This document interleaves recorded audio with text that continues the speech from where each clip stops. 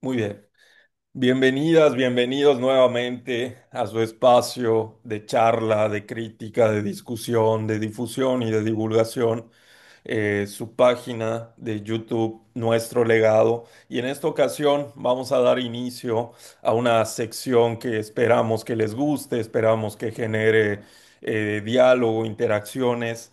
En esta ocasión se intitula Hablemos un poco de la captura de Nicolás Maduro en Venezuela ocurrido en los últimos días. Para el efecto, la verdad tengo el honor y la verdad es un gusto poder platicar con Hamid Aboud, quien es doctor en geografía por la Universidad de Heidelberg, y también quisiera puntualizar que él en su tesis de maestría realizó un estudio muy fino que se refiere al imperialismo estadounidense a comienzos del siglo XX en el Caribe y sus repercusiones en la región y también a nivel internacional, a nivel geopolítico. Entonces, quería charlar con él desde hace mucho porque Hamid es una persona a la cual recurro para tener lucidez, ahora sí que propiamente claridad.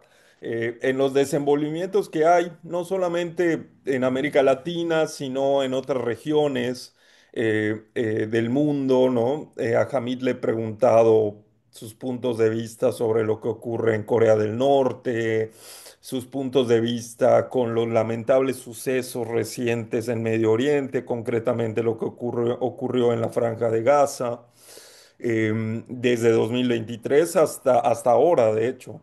Ya tendremos una conversación al respecto, pero desde luego queríamos opinar, queríamos hablar, queríamos dar nuestro punto de vista referente a los recientes sucesos en Venezuela.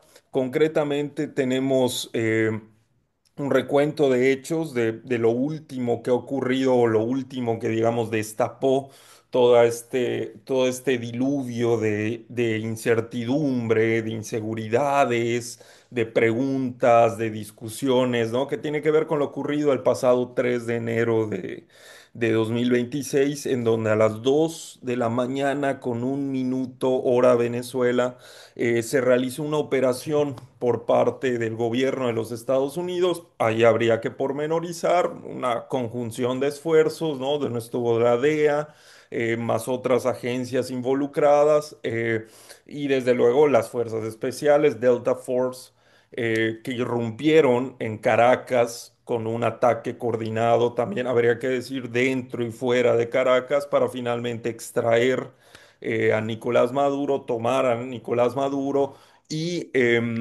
pues presentar lo que también lo hemos podido ver en las últimas noticias, en los últimos informes, presentarlo en una corte en Estados Unidos. Todo esto es una muy breve, muy cortísima relatoría de lo que ha ocurrido, pero quiero conversar con Hamid, quiero que nos comparta su punto de vista sobre estos sucesos y desde ahí brindarnos una reflexión desde luego más amplia, que estoy seguro que para eso Hamid nos va a ayudar. Estimado Hamid, dinos con toda libertad, ¿qué es lo primero que quisieras compartir, tu primera impresión sobre la captura de Nicolás Maduro? Bienvenido.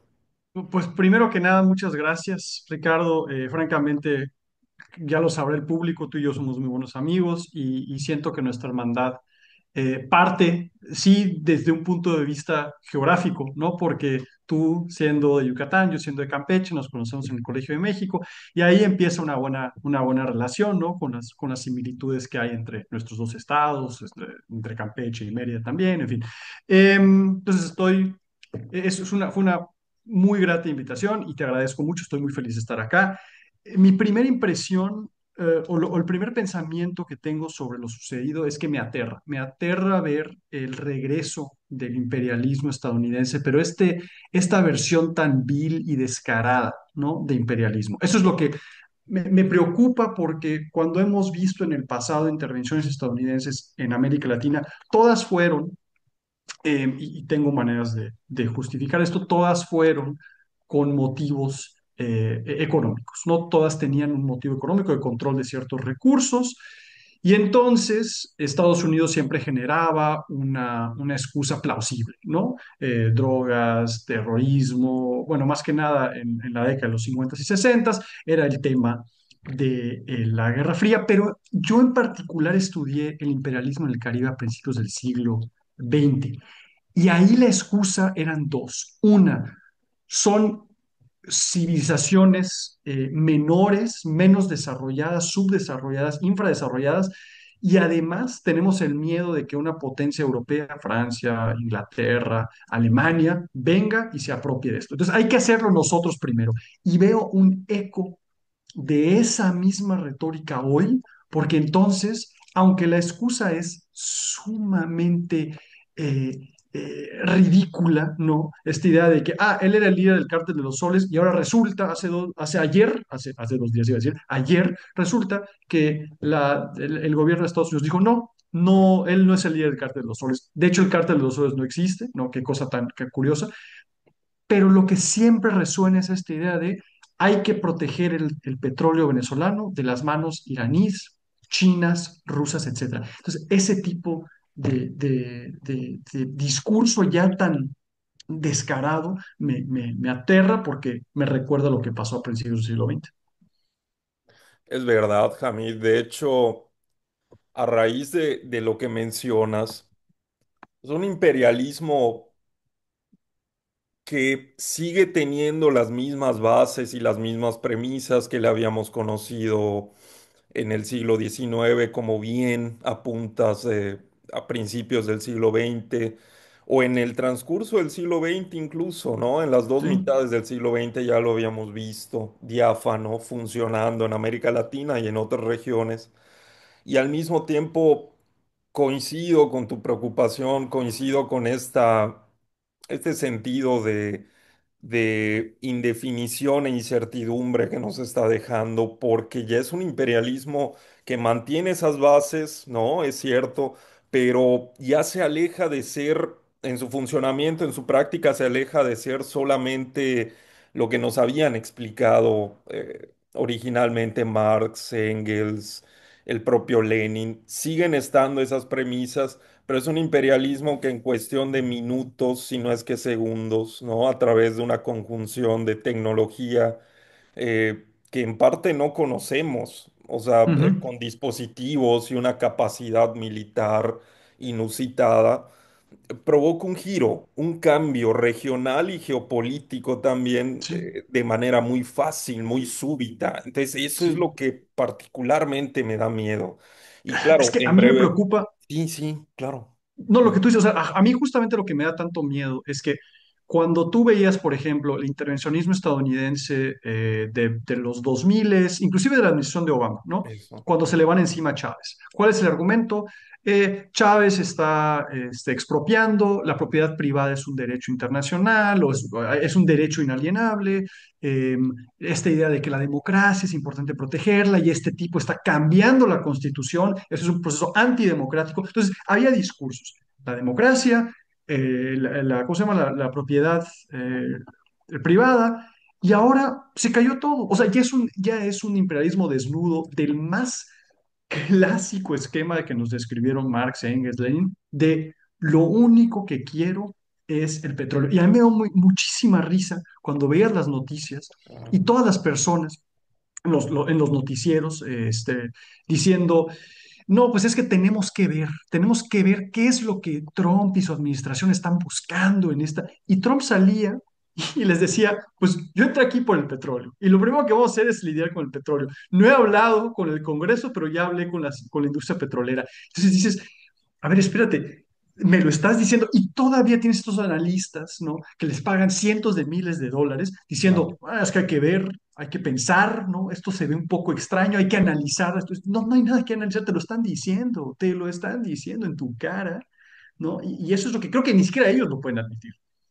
Claro, claro, totalmente. Y al mismo tiempo, o sea, pero de la mano Ujú. con esto que estás diciendo, pues me preocupa también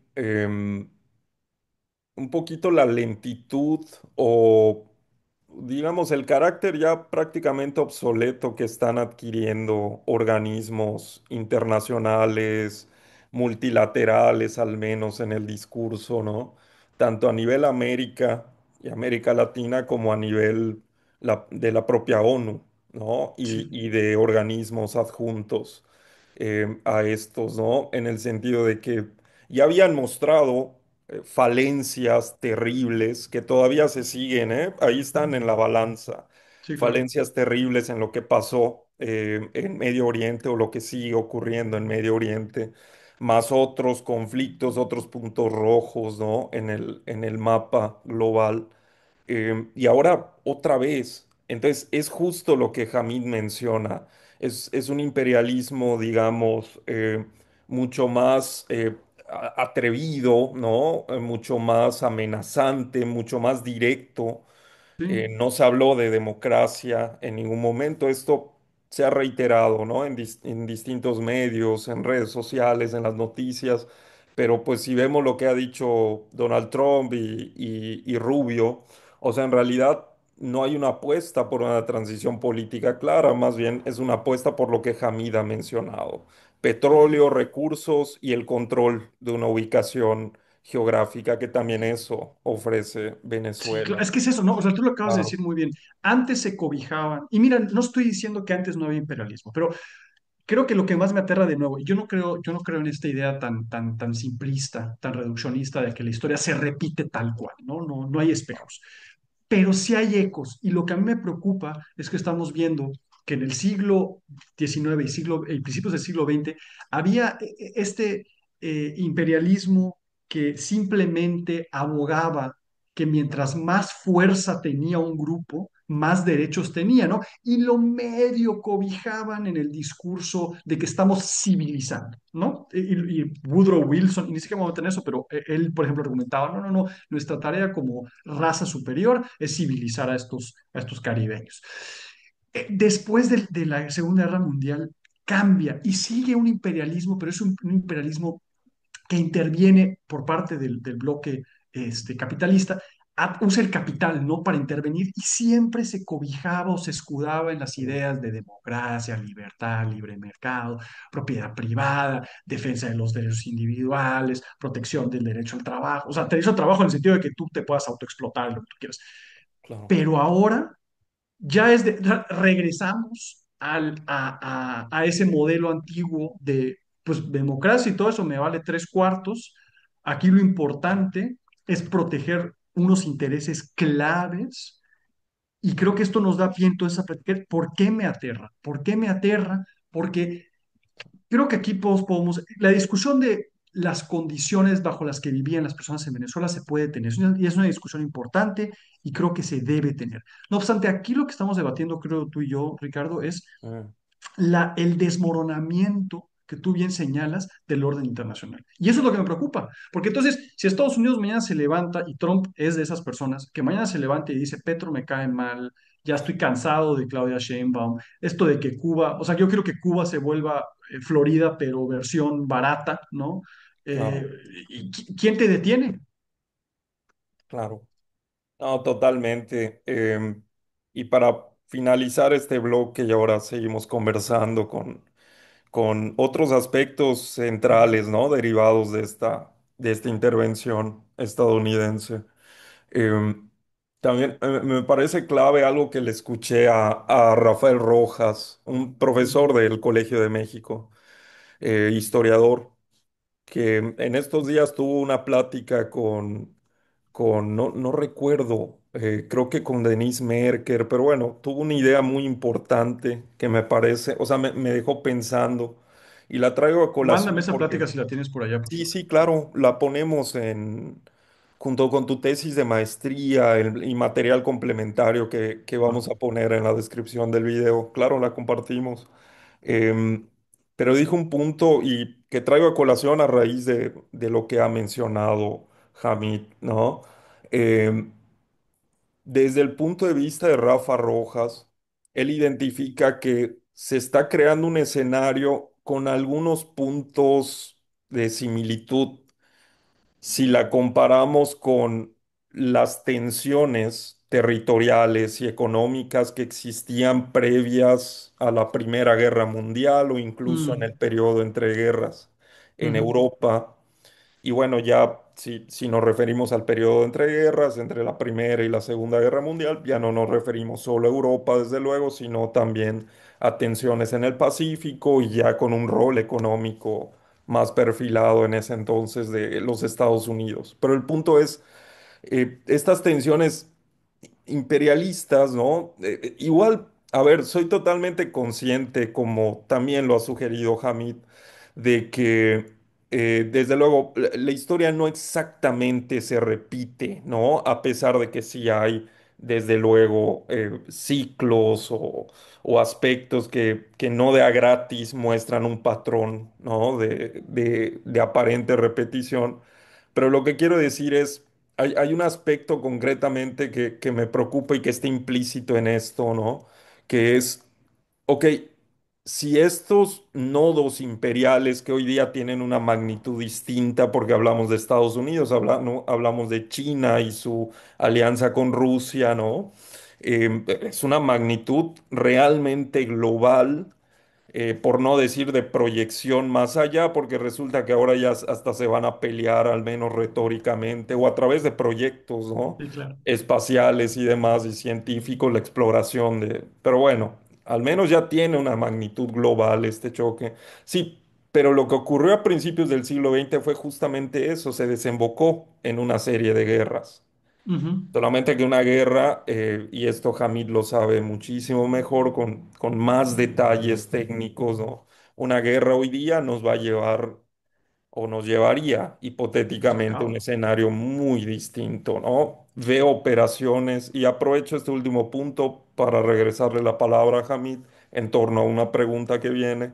Em, Vimos antes incluso de la captura de Maduro en los días previos un pronunciamiento, no recuerdo si fue directamente de Xi Jinping o de algún funcionario dentro del Partido Comunista en China, o a un ministro directamente del gobierno, ¿no? Pero hubo un pronunciamiento en torno a un posicionamiento e incluso unas prácticas militares, me parece, en torno a Taiwán por parte de China más lo que ha ocurrido, ¿no? Con respecto a las conversaciones entre Trump y Vladimir Putin en el caso de Rusia y la guerra con Ucrania. Entonces, Hamid, a raíz de todo esto, lo que has mencionado, el balance que hemos hecho, lo que hemos platicado hasta ahora, ¿qué secuelas crees que podría dejar esta captura de Nicolás Maduro, que se dice rápido, pero ya vamos viendo todo lo que está detrás, ¿no? De esta Sí. simple captura aparentemente? ¿Qué secuelas crees que podría haber? Para mí el problema es que hay dos secuelas, ¿no? Una internacional y una regional. La internacional es que, bueno, entonces si ya, o sea, la autodeterminación de los pueblos ya se fue por la borda, ¿no? O sea, después de la ONU y hasta, yo argumentaría, después de la ONU y hasta la invasión rusa de Ucrania, no es que no había intervenciones, pero había este entendimiento de que la soberanía era sacrosanta. Claro, había excepciones como el caso de Israel siempre robándole territorio a Palestina, y lo que tú me quieres decir, y obviamente robándole territorio a Egipto y luego a Siria. Pero aunque había excepciones, a grandes rasgos había este entendimiento de que la soberanía era sacrosanta y se tenía que defender, ¿no? E inclusive si, por ejemplo, Estados Unidos invade Irak en 2003, no es problema, porque le vamos a devolver al pueblo su soberanía. Es quitar a un dictador para devolverle al pueblo su soberanía. ¿Qué hace Trump ahorita? Dice, no, no, no, no. Delcy Rodríguez me responde a mí. Y si no me responde a mí, la quitamos. Bombardeamos Venezuela. Así de fácil. O sea, la soberanía ya se fue por la borda. Literalmente lo mismo que hizo Estados Unidos con Haití, con República Dominicana, con Cuba. En Cuba, en su constitución, en 1901, firman la enmienda Platt. Sí, creo que es 1901. Si no, bueno, me corregirán el dato, pero la enmienda Platt en la que dicen, cuando Estados Unidos tenga problemas con Cuba, invadimos. Entonces, ese es el primer problema. Ahora, a nivel internacional, la soberanía ya no importa. Importa la ley del más fuerte. A nivel regional, ¿qué me aterra? América Latina, y aquí me va a salir un poco de patriotismo latinoamericano. eh, tenía instituciones, o tiene, gracias a Dios, tocamos madera, tiene instituciones bellas como la OEA y la Corte Interamericana de Derechos Humanos. Entonces, si había problemas, se supone que podíamos dialogar. O sea, somos un continente, o al menos América Latina es, un continente que ha evitado los conflictos bélicos. Y eso es algo que no deberíamos echar en saco roto. O sea, no deberíamos menospreciar la belleza y el privilegio de tener eso, ¿no? Entonces, ahorita me preocupa que países como la administración de Milei, por ejemplo, la administración de Katz, aunque no han, bueno, Katz no es presidente en el momento, pero bueno, aunque no este, han abiertamente aplaudido la muerte de la soberanía, están muy bien alineados con Trump y deberían tener en mente que si esto sigue pasando, no digo que mañana vaya a suceder, pero si algún día llegara un presidente de izquierda a Estados Unidos y dijera, bajo los mismos principios, oye, ¿sabes qué? Mi ley me cae mal, hay que sacarlo o hay que sacar a las derechas, les va a caer mal a ellos. O sea, creo que para resumirlo, y aquí me quiero quedar, dos cosas. Uno, América Latina tiene que unirse, no pensemos en cuestiones militares, unirse bajo principios de derecho y decir, ahí está la Corte Interamericana, ahí está la OEA, esos son los espacios donde debemos dialogar y ahí hay que poner presión. Y si hay algún problema con Maduro, de nuevo, se llevan, si no me equivoco, el artículo 20 de la Constitución de los Derechos Humanos de la OEA, que dice que las personas tienen derecho a votar y ser votados. Si Nicolás Maduro violó ese derecho, puede ir un venezolano ante la corte apoyado por Estados Unidos si quieren, con dinero de Estados Unidos financiando el proceso legal, para que digan, ¿saben qué? Esto pasó. Y entonces se discute en la OEA, o sea, se emite un fallo y se discute en la OEA si debemos remover o no y si debe haber sanciones contra Nicolás Maduro de manera conjunta como territorio latinoamericano. Y eso es lo que se debe defender. Y segundo, que América Latina debe empezar a pensar en un futuro donde Estados Unidos no sea el referente. Y de nuevo, yo entiendo que las derechas están muy enamoradas ahorita, pero si lo que se rompe es un principio, el día que cambie el gobierno allá y tú caigas mal, a ti también te van a reemplazar, ¿no? Y eso es lo que creo que no están entendiendo. De acuerdo, por eso quería conversar con Hamid, porque, o sea, él es internacionalista, él estudió relaciones internacionales y aparte de otras disciplinas, ¿no? Antes y después de eso o durante su propia formación, pero él nos puede dar como este marco, digamos, general que acompaña este terrible suceso que estamos todavía viviendo y del cual todavía estamos un poquito a la espera. Claro, Y sin mover, de hecho, absolutamente nada de lo que acaba de decir, porque yo también tengo expectativa en torno a eso, ¿no? Hay una crítica, como dije hace unos instantes, a los organismos internacionales de la región, o digamos, a nivel internacional, la propia ONU, pero también al mismo tiempo, como bien sugiere Hamid, aunque él dio desde luego otros matices, también hay que tener en cuenta, bueno, cómo la región va a responder a esto, ¿no?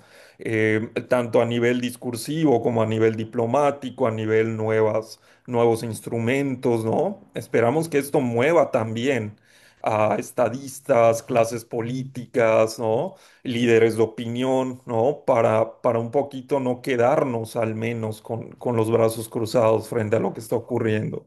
claro. Si Y pudiera nada Dios, más decir una cosa rápida, sí, no, Ricardo, dale, dale. porque creo que tú y yo aquí estamos de acuerdo. De nuevo, y quiero enfatizar esto porque ya lo estoy viendo en los comentarios. Es que ustedes están apoyando a Maduro. A ver, entiende, una conversación sobre Maduro es una conversación aparte. Claro, Tú y yo estábamos muy chicos, pero me acuerdo que mis papás me llevaron a las manifestaciones contra la guerra en Irak. Cuando claro. fuimos allá, el debate nunca fue, óyeme, tú simpatizas con Saddam Hussein. No, el debate es la soberanía de un país es sacrosanta, no puede Estados Unidos nada más porque quiere, nada más porque tiene algo, porque en ese caso literalmente fabricó evidencia que resulta que obviamente nunca hubo armas de destrucción masiva en Irak, para intervenir. Y eso obviamente fue una Claro. terrible violación y nadie estaba a favor de Saddam Hussein, simplemente estábamos en contra de las arbitrariedades de Estados Unidos. Estamos diciendo, yo creo lo mismo tú y yo. Y otro debate se puede tener sobre Maduro, pero aquí en esta conversación lo que tratamos de decir, estoy hablando por los dos, es que lo que no se puede tolerar, es decir, una línea roja, y debería serlo para toda América Latina, es que no podemos permitir que se viole el derecho a la soberanía de los pueblos, porque es un secuestro. O sea, lo que pasó fue un secuestro Claro. de un presidente electo. ¿Que hubo problemas con las elecciones? De acuerdo, pero eso no es el debate aquí. El problema es que él era el presidente en turno, se le secuestra sin ningún tipo de consulta con los demás países de América Latina, y eso es lo que no se puede tolerar. Desde luego, y como bien dices, una plática sobre lo que ha ocurrido concretamente con la figura política de Maduro y del chavismo, que están relacionados, pero son dos cosas distintas, ¿no? Un análisis sobre lo que ocurre con o lo que ha ocurrido en los últimos meses y años, al menos desde el último proceso electoral, ¿no? Este Ujú. que con probatorios, ¿no? Con las irregularidades que Publicados. hubo en el último, claro. Claro, claro, que quedaron incluso publicadas, digamos, se consiguen, basta con Ujú, googlearlas, basta ujú, con buscarlas, ¿no? Con una orden al buscador y aparecen de manera inmediata, quiero decir, los registros de las mesas, ¿no? Tienen un exacto. nombre más técnico, pero ahora sí que las evidencias de ese triunfo. em, que le daba digamos, el mando político a la oposición. Ujú, Yo creo que eso también se suma. Lo último que quisiera mencionar, que digamos, como que se suma al engranaje que estamos haciendo, tanto a nivel región, ¿no? Caribe, América Latina. eh, Ahora me referiría incluso a cierto temor que tengo en torno a propiamente Venezuela, ujú, porque por lo que he podido observar de lo que la prensa, a veces no con esta misma intención de lo que voy a decir, ¿no? Pero aún así se filtra ese material a través de videos, reportajes, entrevistas, pues las calles me da la impresión de que están, si no militarizadas por grupos, colectivos, ¿no?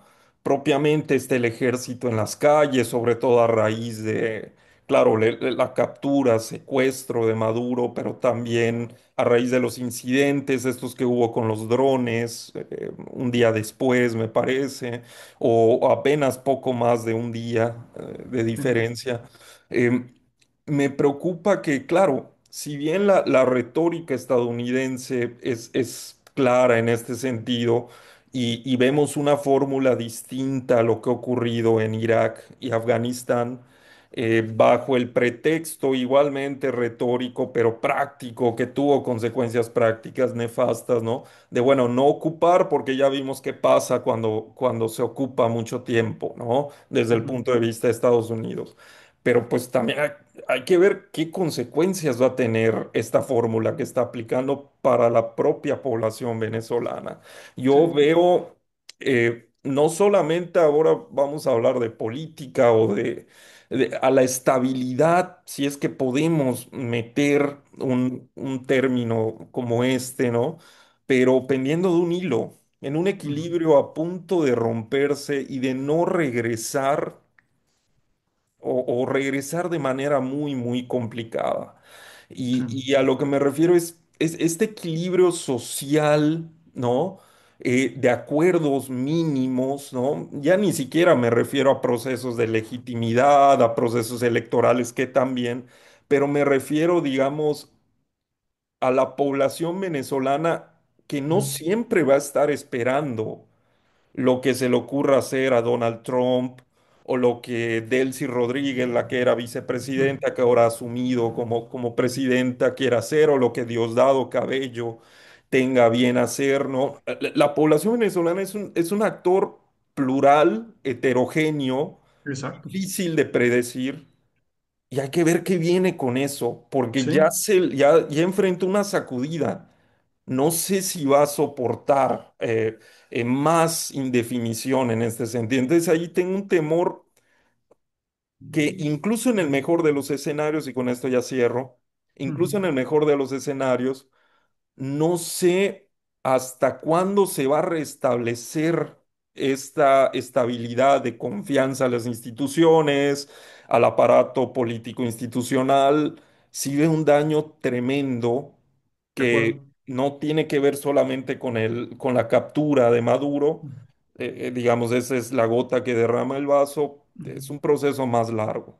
Pero Sí, de bueno, acuerdo. lo pongo sobre la Miedo, o sea, mesa. me da miedo la paranoia que un gobierno así pueda empezar a generarse en sí misma, ¿no?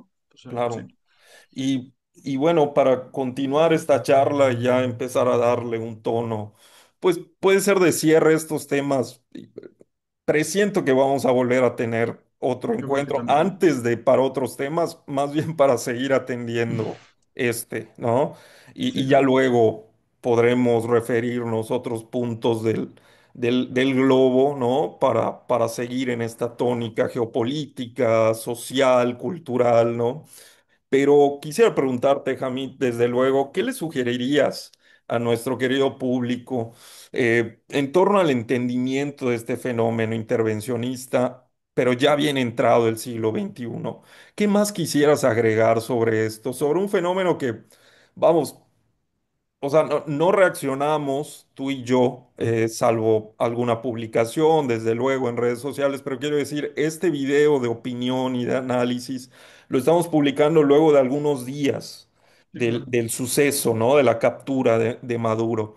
Pero entonces aprovechemos ese timing para decir, bueno, ¿qué viene? ¿Qué nos gustaría poner sobre la mesa para que el público tenga, ¿no? Una visión de conjunto frente a lo que está ocurriendo y lo que parece ser que viene, porque esto no ha terminado, evidentemente, Sí, ¿no? no, claro. ¿Qué Yo opinas, creo Juan? que es algo que tu público ya sabe gracias a ti, en gran parte, que esto no está desconectado de lo que está pasando en Palestina, ¿no? O sea, ahora sí que como ese famoso poema, o más bien para parafrasear el famoso poema, primero vinieron por los palestinos y no dije nada, luego vinieron por los venezolanos y no dije nada, y ahora se viene Cuba y México si nos desatendemos, entonces Colombia también, ¿no? Entonces yo le pediría al público que no, o sea, que se tomen en serio lo que está diciendo Trump, no crean que por actuar como payaso es una persona que no tiene ambiciones muy concretas, sobre todo porque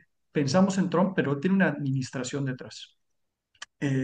Creo que lo más importante es leer, y cuando digo leer no me refiero a leer el resumen de Google o de ChatGPT, leer, ¿no? Aquí podemos dejar unas fuentes, pero para fuentes estadounidenses de seriedad, en mi opinión, está The Intercept y está Bellingcat, ahí vamos a dejar las fuentes, y pues leer autores latinoamericanos que saben el tema, ¿no? Está Astrid Ulloa, está Rita Segato, está Enrique Lev, está Enrique Dussel, Arturo Escobar, Walter Mignolo, o sea, hay de dónde, ¿no? Entonces, yo creo que es importante que no dejemos de leer, porque si no, entonces somos presa fácil para toda esta maquinaria de adoctrinamiento estadounidense. Es cierto. A ver, yo solamente, o sea, ni siquiera agregaría, ¿no? Más bien subrayaría de lo que está comentando Hamid. Y también tuve esta sensación, a ver qué opinas, Hamid. Todavía no quiero que cerremos.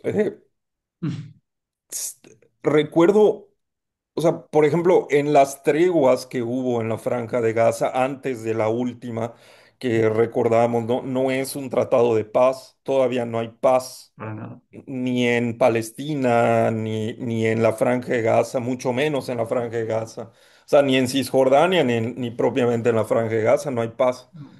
Lo que hay ahora en la Franja de Gaza es una especie de tregua mal elaborada, ¿no? En Sí, la que sí. siguen muriendo, directa e indirectamente, pero siguen muriendo palestinos, ¿no? Pero la sensación que tenía Hamid era que incluso cuando estamos buscando las noticias o encontrando estas referencias bibliográficas o también de multimedia, videos, ¿no? En este afán de tener un marco cada vez más amplio. Pero me dio la sensación de que somos un público también a través de este mismo imperialismo versión siglo XXI, ya bien entrado el siglo XXI, ¿no? Eh, Como que cada vez podemos acceder menos a la información Sí, más vital, más sensible. O sea, nos enteramos de lo que los portavoces de los gobiernos, para el primer ejemplo que puse, ¿no? O sea, lo que el gabinete de Netanyahu quería anunciar, ¿no? Lo que el gabinete de Donald Trump quería anunciar y trasladándolo a Venezuela, pues no sabemos bien a bien, y eso que nosotros estamos fuera, imaginemos a los venezolanos, ¿no? O sea, ¿qué fue lo que pactaron? ¿Cuál fue la negociación? sí, ¿Qué formas tuvo esa negociación? No sabemos qué es lo que viene, sabemos lo del petróleo, pero y lo de los buques y el nuevo abastecimiento que se está procurando a favor de los Estados Unidos, desde sí, luego, claro. pero siento que no tenemos acceso a esa información que nos podría dar finalmente una claridad Sí, narrativa, ¿no? Entonces, ¿esto por qué lo subrayo? Porque entonces lo que dice Hamid tiene aún más valor. Tenemos que ser especialmente cautos con narrativas discursivas, incluso, o sea, hay que mantener este sentido crítico incluso con las narrativas discursivas que más nos puedan parecer más ad hoc. No, no, siempre la visión de conjunto. mm, ¿Qué actores están involucrados? ¿Con qué intereses están involucrados? ¿No? ¿Cuáles son las secuelas a corto, mediano y largo plazo de lo que está ocurriendo? ¿No? sí, Siempre darle dos, tres vueltas al tema porque realmente estas narrativas discursivas, ¿no? Que obviamente por definición, por naturaleza están politizadas, o sea, tienen una tendencia a ciertos intereses, cada vez son más sofisticadas. Cada sí, vez se te presentan, ¿no? Con fórmulas mucho más convincentes que antes. Entonces, un poco el ánimo de todo esto, y como bien apunta Hamid, es compartirles, pues, en primer lugar, nuestra opinión, nuestro punto de claro, vista, pero también este material complementario, y lo que pienso que también es importante, la invitación a no dejar, digamos, que el espectro de noticia nos haga malentender que esto tal vez ya se está suavizando, tal vez ya está terminando. No, no. Una cosa es no, ese espectro de la noticia periodística en sí misma y otra cosa son los procesos históricos, geopolíticos, ¿no? Sociales, que esos hay que rastrearlos. Tienen una cadencia más distinta. Y para eso la charla. Jamí, te devuelvo la palabra. no, para concluir, simplemente decir muchas gracias. Tu elocuencia siempre es un bálsamo en estos momentos, porque creo que estructura bien los pensamientos, me ayuda más a entender la situación. Yo creo que hay que, pues, regresar, o sea, buscar fuentes como tú que tienen una visión histórica, entonces entienden el contexto, entienden la importancia del contexto. Entonces, me encantaría volver a tener una conversación contigo sobre este tema, temas afines o cualquier tema de interés internacional. Gracias por tener este espacio. No, gracias a ti, Hamid, y sé que tenemos simultáneamente un aire de formalidad, pues porque también, o sea, agradecemos a Hamid en un sentido muy, muy profesional, también lo voy a decir, no renunciamos a esa faceta, ¿no? De que él nos viene a compartir, pues, su trabajo, sus ideas a raíz de sus investigaciones, pero también al mismo tiempo, o sea, Hamid es un amigo del alma, es un colega muy, muy apreciado. Y conversaremos, o sea, conversaremos, como él dice, de otros temas sensibles, claro, como este, pero también habrá ocasión de que platiquemos de arte, de cine, Me ¿no? encantaría. De algún proyecto de divulgación. Como él dijo al inicio, somos los dos del sureste de México, él es de Campeche, yo soy de Mérida, y ahora por circunstancias, bueno, él está fuera del sureste, yo ahora estoy en el sureste, pero quizás nuestra próxima conversación nos vuelva a rotar en el mundo, ¿no? Pero es una visión humilde desde el sureste que estamos Que se haga queriendo ciencias del compartir. sureste es importante, hermano. Me da gusto que se haga ciencias del sureste. Eso mero, del sureste para el mundo. Entonces, Exactamente. aquí estamos agradeciéndole muchísimo a Hamid. Va a haber información de contacto, o sea, en primer lugar de contacto en la descripción del video. Luego, o sea, para que le escriban a Hamid, para que conversen con él, para que conozcan también su trabajo. Y a raíz de esto último también va a haber alguna referencia, algún multimedia, ¿no? Algo para que ustedes continúen averiguando sobre estos temas. Estamos atentos a las conversaciones en los comentarios, les vamos a responder. Y Hamid, por ahora nos despedimos, pero aquí vamos a estar en esta sección Sin contigo, ¿eh? duda. Abrazo, Abrazote, un hermano, que estés muy saludo a bien. ti y a nuestro Cuídate. público.